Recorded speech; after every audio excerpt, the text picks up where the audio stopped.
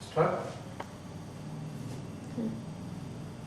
Okay, so now we move with the perfect tense sentences. First of all, how to identify and translate these action sentences.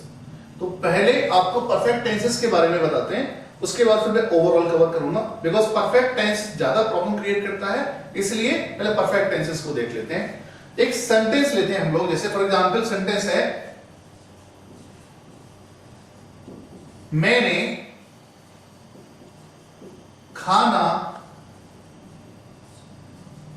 खाया है. अब किसी sentence को कैसे पहचानेंगे? Sentence है मैंने खाना खाया है, तो सबसे पहले देखिए आपने क्या पहचाना होता है, टेंसेस को पहचानना होता है. टेंसेस का मतलब you have to identify the primary tense. It means आपने देखना है मास्टर हेल्पिंग वर्ब. आपकी मास्टर हेल्पिंग वर्ब क्या है? देखिए मास्टर हेल्पिंग वर्ब ये है, हूं है, था थी थे और गा गी गे, ये क्या होती है? मास्टर हेल्पिंग वर्ब होती है. तो ये मास्टर हेल्पिंग वर्ब क्या इंडिकेट कर रहा है? ये इंडिकेट कर रहा है सेंटेंस बिलोंग करता है प्रेजेंट टेंस को. Okay, this sentence belongs to present tense. Okay, now इसके साथ में मेन वर्ब क्या है? खाना खा. This is your main verb. This is the main verb, right? Now या क्या है? आपको बताया है या अगर आता है किसी सेंटेंस में आ ई ए या ई ए, तो किसकी निशानी है? ये परफेक्ट टेंस की निशानी है. तो ये हो गया आपका परफेक्ट टेंस. सो ये हो गया present perfect tense. Master helping verb, it means ये है आपकी master helping verb. Master helping verb बता रही है प्रेजेंट एंड परफेक्ट टेंस. ये क्या है आपकी? दिस इज योर एसोसिएटेड,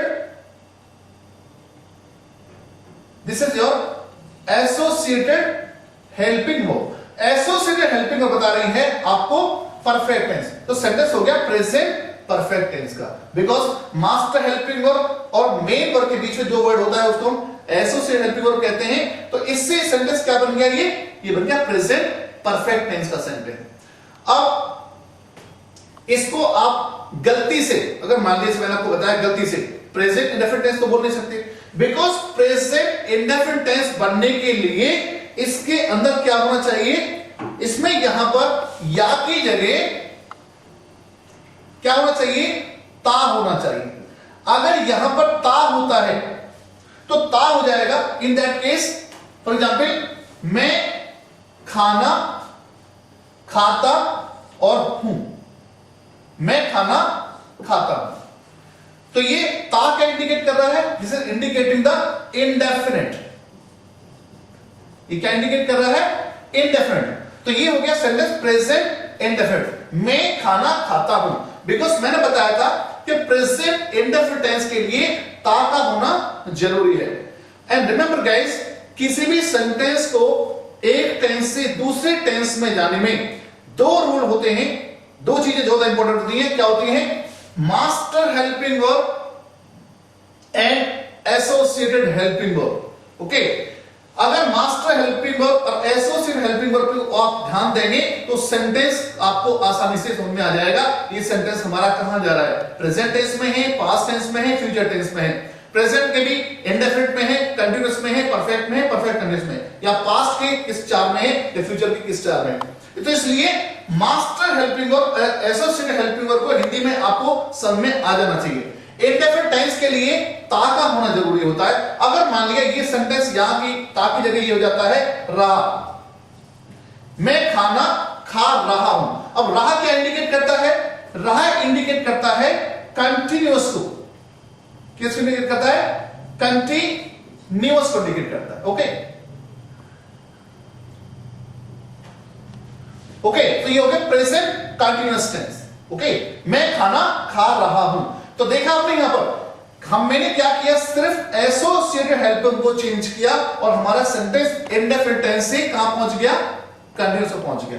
अब मैं सिर्फ इसको दोबारा से इसको मिटा रहा हूं और मैंने क्या कर दिया? मैं खाना खा चुका, मैं खाना खा चुका हूं।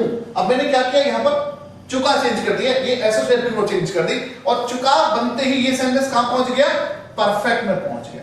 ये सेंटेंस का हो गया, ये परफेक्ट टेंस का सेंटेंस हो गया। तो ये हो गया सेंटेंस प्रेजेंट परफेक्ट टेंस। अब इसमें मैंने आपको बताया था चुका होना ही जरूरी है। अगर चुका सेंटेंस में आ चुका है, इसका मतलब ये सेंटेंस परफेक्ट टेंस में चला गया। अगर मैं यहां मास्टर हेल्पिंग वर्ब को चेंज कर देता हूं और मैं कहूं मैं खाना खा चुका था, अब ये सेंटेंस चुका से तो परफेक्ट टेंस में और था से किस में चला गया, ये पास्ट में चला गया। तो ये क्या बन गया, पास्ट परफेक्ट टेंस बन गया। ओके, नाउ और देखिए, इसको मैंने फिर यहां से मैं खाना खा चुका हूंगा, मैं खाना खा चुका हूंगा। चुका क्या इंडिकेट करता है, परफेक्ट टेंस को, और हूंगा किसको इंडिकेट करता है, फ्यूचर को इंडिकेट करता है। किसको करता है, फ्यूचर को। तो ये सेंटेंस क्या हो गया, फ्यूचर परफेक्ट टेंस हो गया। मैं खाना खा चुका हूंगा, this is in future perfect tense. अगर मैं इसमें बोलता हूं मैं खाना खा रहा हूंगा, मैं खाना खा रहा हूंगा, रहा से सेंटेंस कहां चला जाएगा, कंटिन्यूअस में चला जाएगा, कंटिन्यूअस। तो ये हो गया फ्यूचर कंटिन्यूअस टेंस। लेकिन मैं 2 घंटे से, अगर ये और आ जाता है, मैं 2 घंटे से खाना खा रहा हूंगा। अब रहा हूंगा तो ठीक है, कंटिन्यूअस में हो गया, फ्यूचर कंटिन्यूअस। लेकिन 2 घंटे से, ये किसका इंडिकेशन है, ये परफेक्ट का इंडिकेशन है। अगर आपके किसी भी सेंटेंस में रेफरेंस ऑफ टाइम आता है, घंटे से, दिन से, साल से, महीने से, देर से, सुबह से, शाम से, बहुत दिनों से, अगर से के साथ कोई समय आता है तो that sentence goes in perfect continuous tense. तो रहा से इंडिकेट कर दिया कंटिन्यूअस में, होगा से इंडिकेट किया फ्यूचर में, और 2 घंटे से, this indicates your perfect tense. So sentence किसका हो गया, future perfect continuous tense. Okay, now one more example you can take.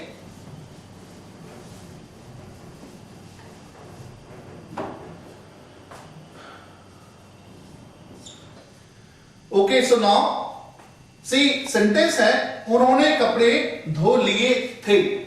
थे indicates your past, okay, and what is धो, this is the main verb, this is the main verb of the sentence. Now लिए, लिए is your associated helping verb. Now the is the master helping verb. Master helping verb. Now liye indicates, as I told you, liye indicates without reference of time. अगर यहां पे reference of time होता तो ये sentence किस में चला जाता, past perfect में चला जाता। अब ये sentence किस में जाएगा, past indefinite tense में चला जाएगा। तो ये indicate क्या करेगा, past indefinite टेंस, बिकॉज लिए के साथ में क्या रेफरेंस ऑफ टाइम नहीं आ रहा है। अगर ये यहां पर था मिटा देता हूं मैं, फॉर एग्जांपल, अब कपड़ा सेंटेंस क्या हो गया, उन्होंने कपड़े धो लिए। अगर मान लिया आपका सेंटेंस यहीं पे खत्म हो जाता है और मास्टर हेल्पिंग नहीं है।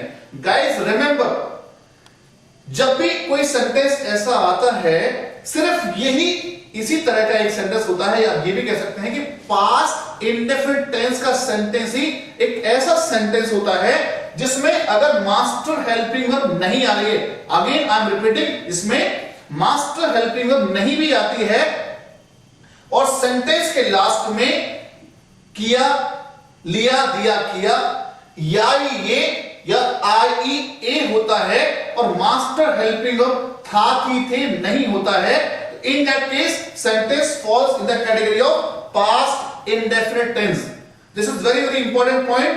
अगर आपके सेंटेंस में मास्टर हेल्पिंग वर्ब था, थी, थे नहीं है और सिर्फ सेंटेंस आपका लिया, दिया, किया या ही ये, मेन वर्ब के बाद में यहां पे खत्म हो जाता है, इट मींस ये सेंटेंस हो जाएगा आपका पास्ट इंडेफिनिट टेंस का। अब सेंटेंस है उन्होंने कपड़े धो लिए, तो ये सेंटेंस क्या हो गया? पास्ट इंडेफिनिट टेंस का सेंटेंस हो गया।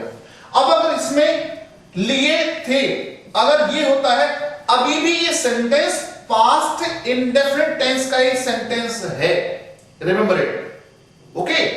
अब ये सेंटेंस कब चेंज हो सकता है? अगर यहां पर उन्होंने पहले ही अगर यहां पर ये आ जाता है, उन्होंने पहले ही कपड़े धो लिए थे, अगर ये सेंटेंस होता है कि उन्होंने पहले ही कपड़े धो लिए थे, मैं इसको यहां ले देता हूं, आपको कंफ्यूजन नहीं होना चाहिए। उन्होंने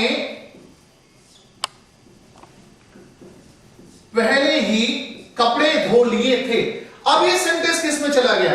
देखिए पहले ही आ गया, ऑफ कोर्स यहां पर लिए थे अभी भी है, लेकिन यहां पर पहले ही आ गया। अब ये क्या शो करता है? This shows this sentence is in perfect tense, perfect tense, and 3 indicates past. So अब ये सेंटेंस पास्ट इंडेफिनिट टेंस का सेंटेंस नहीं रहा, अब ये किसका सेंटेंस बन गया? ये सेंटेंस बन गया आपका master helping verb indicates past, and this reference पहले ही, this is reference of time, this indicates perfect tense, so past perfect tense का सेंटेंस हो गया, ओके। अब इस सेंटेंस को मैं चेंज कर रहा हूं, देखिए उन्होंने पहले ही कपड़े धो लिए हैं, अब ये सेंटेंस क्या हो गया? बताइए सेंटेंस क्या हो गया? ये है इंडिकेट्स, है क्या इंडिकेट करता है? प्रेजेंट को इंडिकेट करता है। किसको इंडिकेट करता है? प्रेजेंट को। ये सेंटेंस हो गया हमारा प्रेजेंट परफेक्ट टेंस। अगर मैं यहां पर इसको हटा देता हूं, उन्होंने कपड़े धो लिए हैं, अगर मैं सेंटेंस को ऐसे लिखता हूं, उन्होंने कपड़े